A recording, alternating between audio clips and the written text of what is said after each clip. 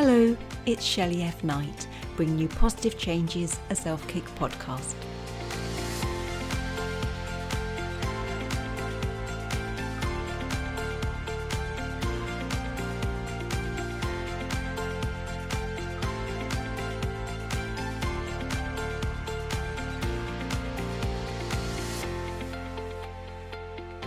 So today on the show, we are joined by Alison Blackler, and she's a mind coach and author. So hello to Alison. Hi, Shelley. Thank you for having me on your show. Bless you. You're most welcome, because I think your message is just so relatable and I think you can help so many people. So thank you for being here. Thank you. So please, let's get started. Share your positive change. So my positive change isn't something that happened as a one-off overnight thing. I started off life, I guess, like a lot of people, didn't really realise much about myself, was just plodding along as a kid, middle of the school, never really the brightest, never the last, but never really finding myself, never really pushing myself, and limited myself a lot. I found myself in a situation, and I'm not judging anybody who brought me up, but I was often negatively parented, so they put a lot of pressure on the things that I wasn't very good at, which meant they missed all the things that I was really good at. So I kind of came out of school with okay, but was pushed and encouraged to go and do something that my parents thought was the right thing for me. They told me I wasn't clever enough for A-levels, and they told me I wasn't clever enough to do anything after that.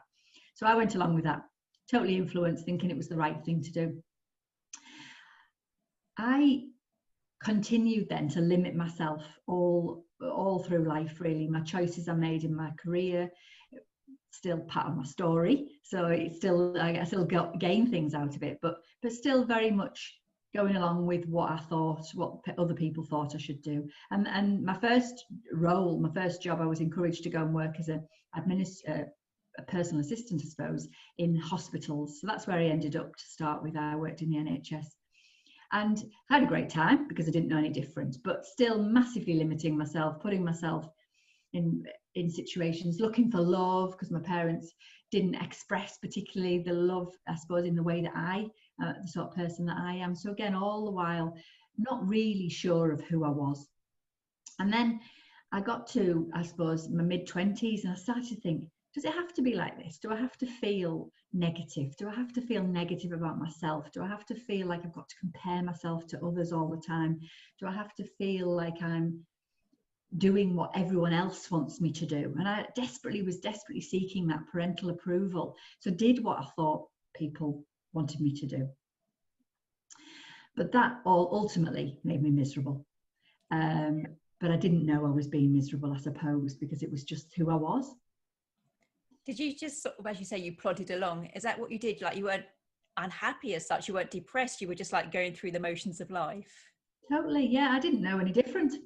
I didn't know any different to what I was experiencing, which I guess is the same for all of us. You know, you go to the school that you're put in, you mix with the people that you're put in, but you don't really look then at why. And I think that was my big question, is why am I in this position? Why do I feel, why don't I know who I am? And I guess none of us do at that age. But when you start to, I guess, meet more people, you start to think, oh, hang on a minute, their situation isn't like that. They're believing in themselves, and they're going for it, and they're pushing themselves and doing what is in their heart.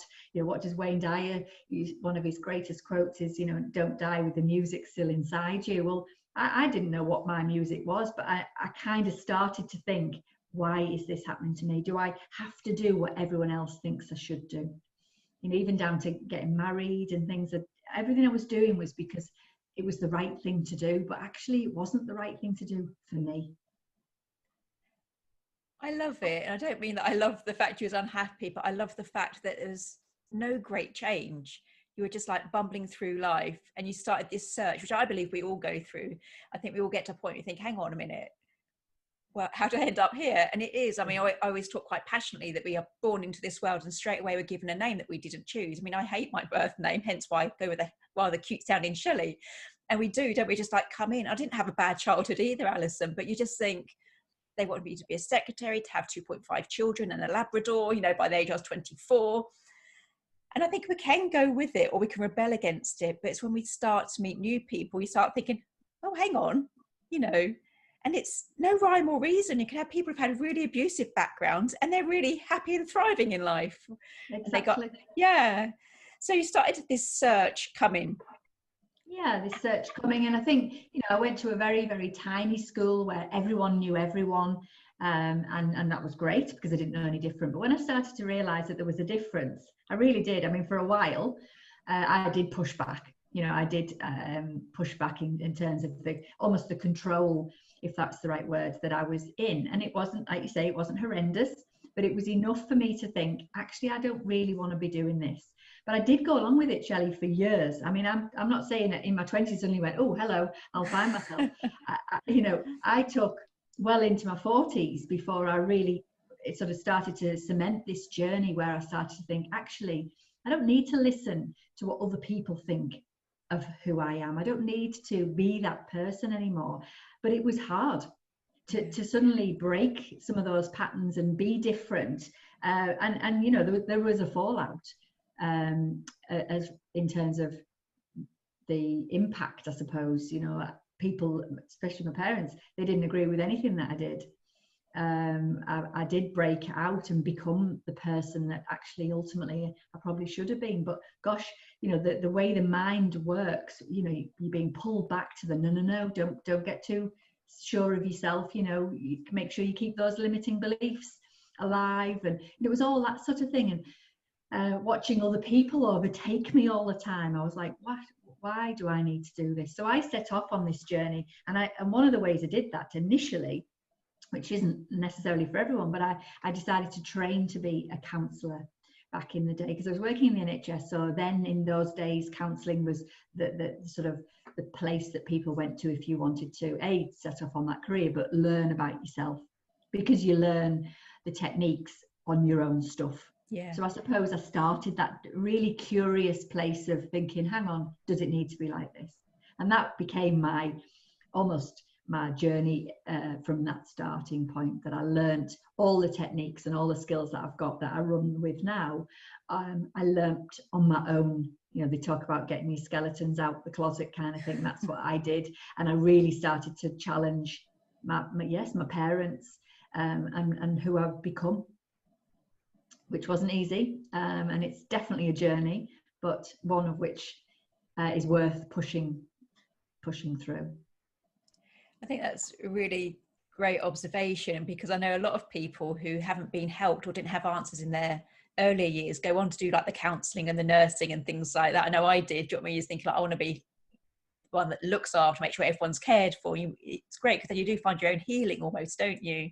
You do. Yeah, you do. It's quite cathartic, but also it's I think for me, I feel it's very important for me as a as a coach and a therapist to be authentic, to be able to know how hard this is to be able to do. It's no good, you know, people say, no, just have a positive attitude and say, I believe in myself. Well, yes, you need to do that, but gosh, you need to do a lot more too. It's not just as straightforward as saying, yay, I believe in myself.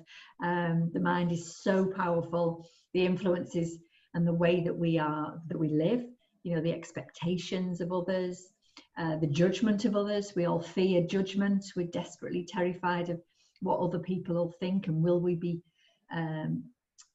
pushed out the troop? You know, will we be liked? I mean, as humans, we love to be liked. We want to be liked. So it was a real challenge for me to be able to stop doing what I was doing, which was putting myself in situations that weren't necessarily healthy, and certainly not right for me.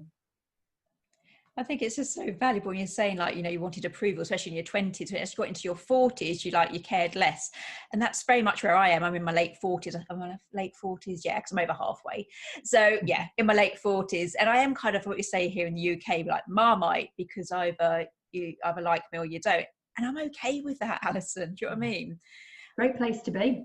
Yeah, because then you just think, like, it's almost like a culling process, that you don't have to please everyone. It's really refreshing. So there are people that are still with you, the people that get you, the people that want my help, whatever, the people that want to have a laugh with me, they stay true, don't they? Whereas where all the others just shed away. So actually, like yourself, it's taken me a good 40 years to realise you don't have to please everyone. You don't have to be liked by everyone, but do like yourself. Definitely. But you can't be liked by everyone because it wouldn't be true. But I look back when I was younger, I had hundreds of friends, like, you know, whether they were called friends or acquaintances, but you know, I was almost like, just, it was part of my being able to feel okay about myself, because I just had lots and lots and lots and lots of different friends, and I gave a lot. I had a lot of friendships where I felt like I was giving a lot to get something back, but that was again part of my limiting beliefs about myself, that I couldn't just be myself and run the risk that people may or may not like me. But I always say to people I work with, you know, if you can get to the point where you really don't really care what other people think of you, then you've almost got there, because that is the ultimate, well, one of the ultimates, I think, of just being able to say, do you know, you might not like me, you might not choose to like what I've just done, but I know it's my truth, and I think that's what's important, is doing what is right for you. And when I left, I worked in the NHS for 24 years, and 10 years ago I set up my business, and lots of people said I was mad. I left a permanent post with a pension and all the security, and I had to do it. That was almost my defining moment, to think, yeah, I've made it. I've actually said I'm going to do what's right for me and follow my passion and my values and my dreams.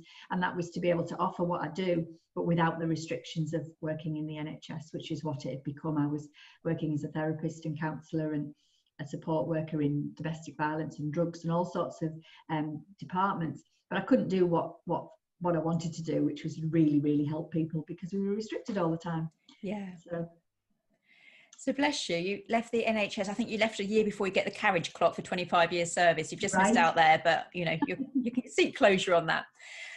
But as you say, there's so many limits in the NHS. They used to do, like, you could only have 6 sessions, which is quite painful, because you just start to open up and get that rapport, and then you're like, actually, time's up. Do you work differently now as a mind coach? I do, because I think certainly when working one-to-one, we work with whatever the person needs. I'm not obviously an advocate for people becoming dependent upon me. I won't let that happen. Obviously, that's just completely the right thing to do.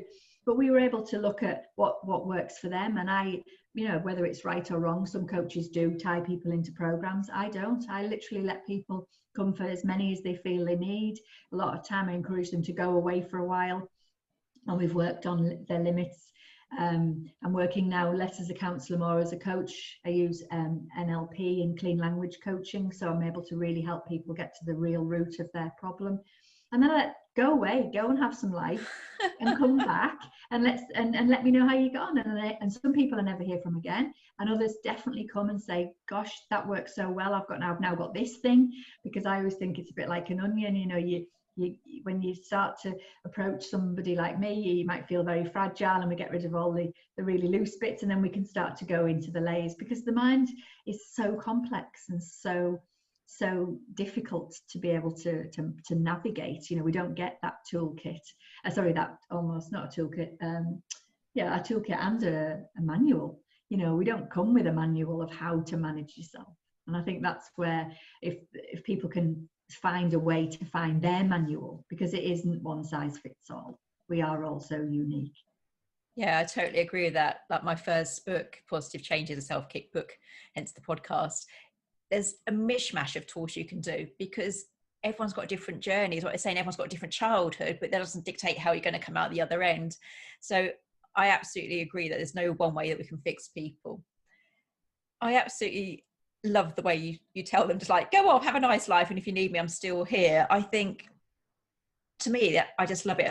Those that have followed me for a while will know that my mum's a counsellor, and she'll say, oh, I've been seeing this client for 5 years. Like, Mum, are you asking the right questions? Do you mean, like, 5 years is a long time. If I did past life therapy, they'd have like 3 sessions, off you go. Exactly. But I love the fact that you've got the confidence in yourself, but you've got their needs, wants and path in your heart as well. So you're saying, off you go. Well, I believe that everyone has the right. I do, you know, I genuinely say to people, you've got all the answers. I will help you, and I will ask all the right questions, and we will, you know, I do use a lot of unconscious techniques that really gets to the bottom of things for people. But ultimately, you know, it is your path, and I don't have any of the answers. So I am a big advocate for people, and it works because people genuinely come back. And I love nothing more than getting a message from somebody to saying, you know, I was in that horrible relationship. I'm now met the man of my dreams, and I'm getting married. And I just think, yay, that's what it's all about. You know, that for me is all it's about. And I would be concerned if I was still seeing somebody for a long period of time, because I would be asking myself, well, am I serving them? Or are they getting the message enough to be able to understand that actually they can do it? They will be able to do it. And I think it's just people come in quite fragile situations and believe that they have no control and that they can't do it. And that was my story. I didn't believe that I could be a different person, I'm not the person that I was 20, 30 years ago at all, like none of us. But I know that I can stand in my truth and say, I know I have pushed myself and can follow my own dreams. And I believe that everyone else can too. It might be a bumpy journey. They might feel like there's lots of challenges along the way, which there absolutely will be. There was tears, there'll be everything. I can authentically say there will be, but it's worth it, because you've got to keep going though. You've got to keep pushing yourself, because it is difficult, because that mind of ours will be going, no, we've done it like this for all this time. Don't be starting to try something new. It won't want to do that for you, because its job is to protect. That's so true. I know a lot of people, when they say, well, it's all right for you because you think positively, and I do think positively, but I think there's a lot of fear around, how great might I become? Who am I without this past? Who am I without this label? Who am I without this man, job, bank balance, you know? And there's a lot of fear, isn't there, with moving forward? I think so. And I love the fact that you've just said that. I think that is the big question, is who are we? And my offer is always to say, you know, who are we with that journey? We've got to be that person, but with the journey that we've come on, with the past, with the experiences, with the challenges, with, I call it the resit class. You know, we will keep finding ourselves in the similar situations if we don't learn the thing that we're meant to be learning in that moment. We'll be back there. And I've been back at my resit class, I don't know how many times, like, no, I'm not, I can't believe I'm back here again. Oh my God. And then, but when you really start to look at what it is that you're being shown about the situation that hasn't worked out, when you really look, then that's when the gems are there for you, the little essences. And they'll all be about your self-confidence. They'll all be about you being your own self, because we are otherwise influenced by society, by people and family, other people's views on what they think we should be doing. And I think that who are we is something that I think we're all kind of asking ourselves that, but so many people run away from their past and think you've got to be somebody so different to be the real you, but actually you're not. You're with that, and that's part of your journey and your backstory. Yeah, I believe that. I think when this podcast started out as a solo show, just me and my book Positive Changes, and episode 2, I think it is, was called Who Am I? And it's the blurb on the back of my book as well, where I go sort of like, Shelley F is sort of like, once upon a time nurse, clinical hypnotherapist, mum, daughter, cousin, anything. And we just get all these labels, like a little collection. And it is hard, isn't it, to sort of, a bit like the onion analogy you had earlier, like to peel back those layers and think, but who am I at my very core? Who am I? It still goes back to the fact you're born into a name you might not choose. But underneath, authentically, who are you? And you're probably the most beautiful soul. I think everyone's like really pure at the base of it, but it's just having that courage, bravery, or curiosity even to find out what's underneath all of these labels and these roles and these experiences, isn't it?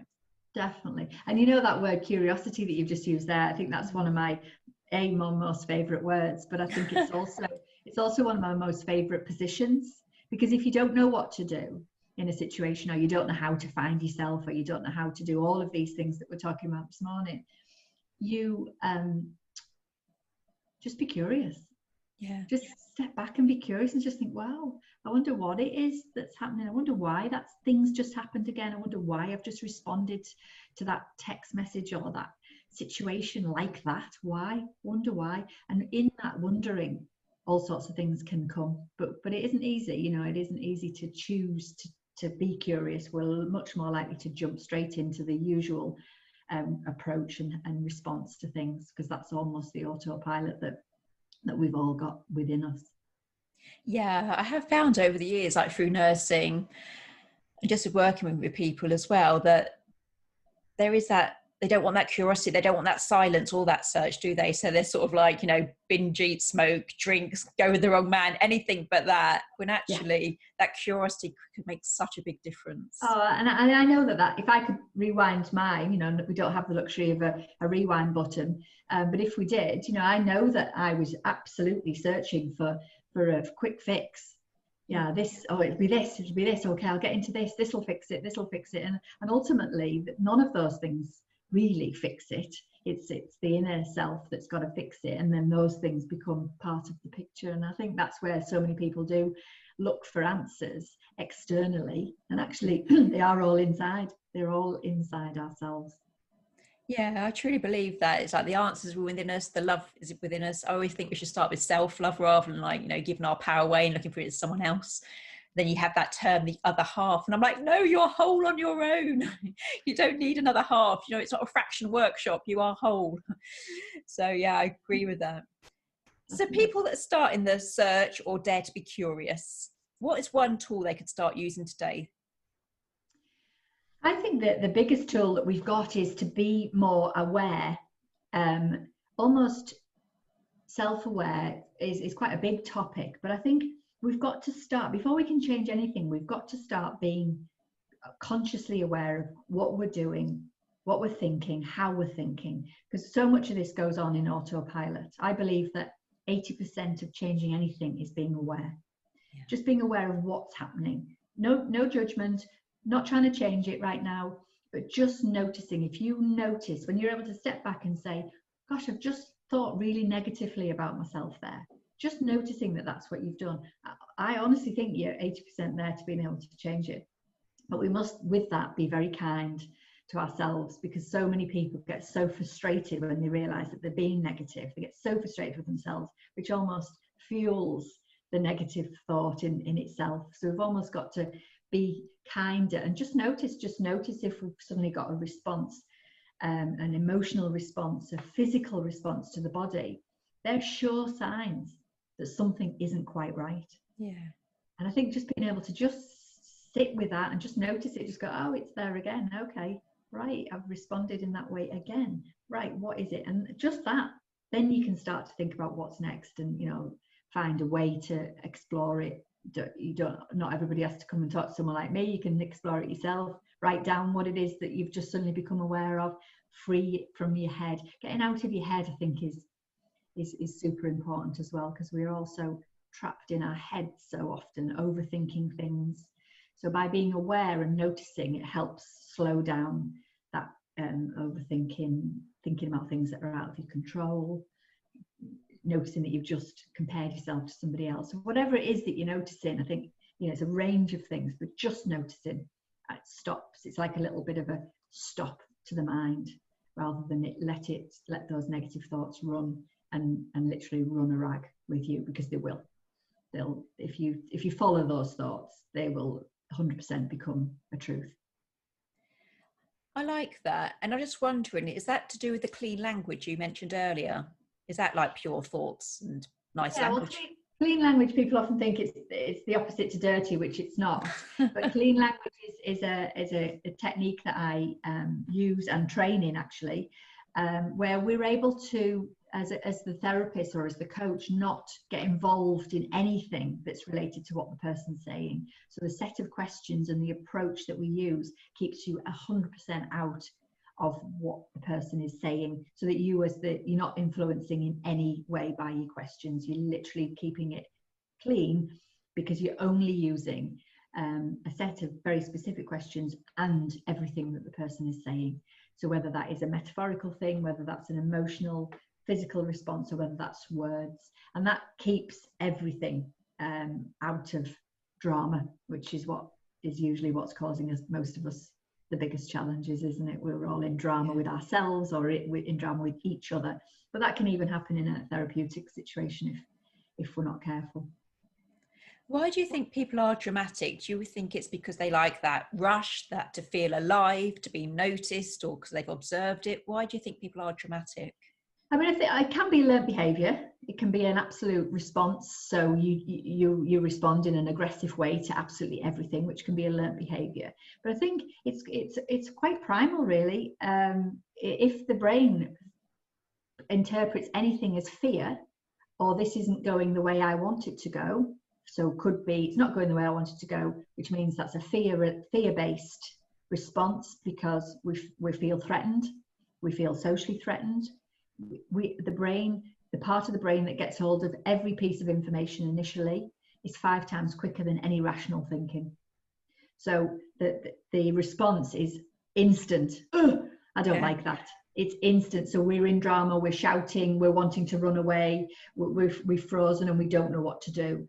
And then we get into habits or relationships or dynamics where there's a shouting match, or there's a standoff, or there is a drama of some description. So in a way, we can't get away from it, because it is how we are wired, that we will have an emotional, very quick response to absolutely everything. But the trick is to slow that bit down, because the behavior that comes out of feeling like that can be what is interpreted as the drama. So we slam a door, or we put a phone down, or we burst into tears and strut like a 3-year-old, which as adults we are not meant to do, but we will have that response instantaneously. That kind of goes back to the awareness you mentioned earlier as well, didn't it? About the tool to start using from today is that awareness of self. Definitely. It slows everything down. This is what I always say to people, we can't stop thoughts. This is what I started to realize, as I can't stop the thoughts I used to have. What I have to do is manage them differently, and being able to notice them and go, oh, I'm feeling like that right now. I'm feeling like my parents are controlling me right now. So that's a choice for me to decide whether I want to run with that, or whether I want to do something different. And that in itself changes everything. That's great. So do you, with your clients or in your book, do you encourage like positive sayings, positive affirmations, or get people to come up with their own sort of, those little self kicks to keep you on track? Definitely. I mean, my book is full of exercises. One of them is to come up with some I am affirmations, because I feel that's like, there's lots, and like you say, lots of tools in the toolkit, and we need to get lots of ones, so that you've got a number of different tools, so that you don't have to use one thing all the time. I mean, people get going with affirmations and they're super powerful, but obviously you have to be able to go with some of the other stuff, because it's no good just going, I'm confident, I'm confident, I'm confident. when everything else inside is screaming at you that says, I'm not. So there's lots of exercises I think we can use to help us be more powerful.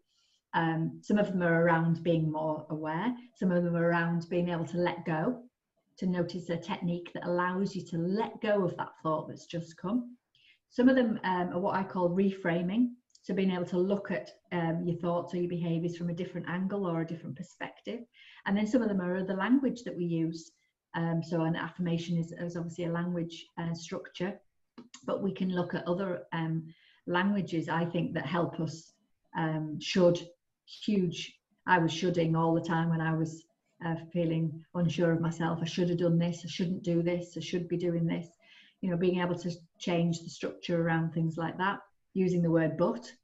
You have to negate all the good stuff because you put a but on the end. There's always an excuse or something that stops you. I'd love to do that, but you start to notice that you're doing those things, and suddenly you start to have a little bit more control. So for me, it is loads of different things, and I think everyone has to find their own things that work for them as well, which is why I've put all sorts of different ones in the book, so that people can say, I love that one, but that one's not for me. Great.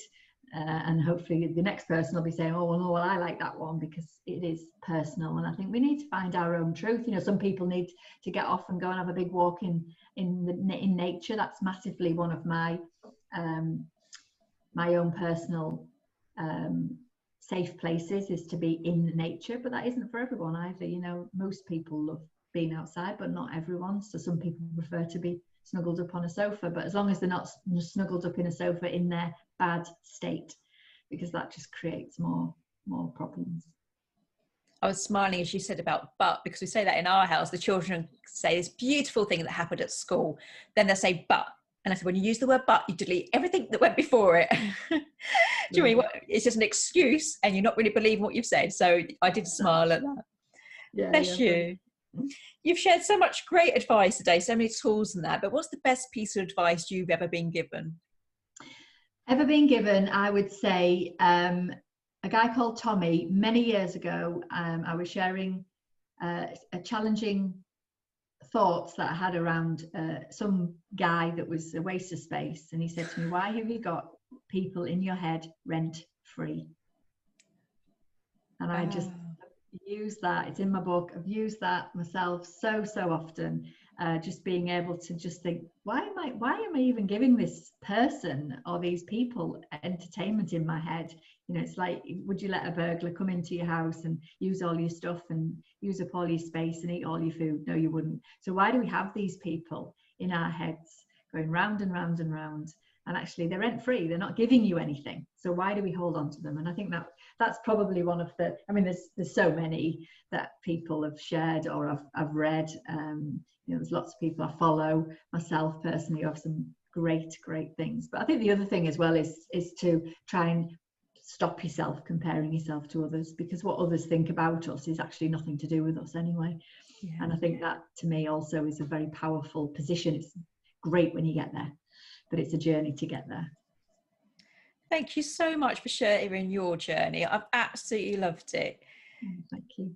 I just think it's so relatable, because obviously everyone has a childhood, but just it wasn't a big epiphany. It wasn't like loss of health or divorce or anything. It was just that wake up call, that niggle, that surge. And I think that we all get exposed to that. So thank you so much for sharing today. Oh, thank you for having me on the show. Thank you so much.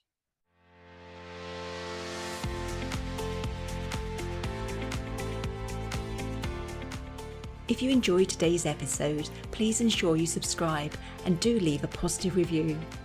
If you would like to create your own positive changes, head on over to shelleyfknight.com and you can buy yourself a copy of Positive Changes, a self-cookbook. If you want some positivity until the next show, come join us over on Facebook. That's Shelley F. Knight, Life Goes On. So I've been Shelley F. Knight, and as always, you've been amazing.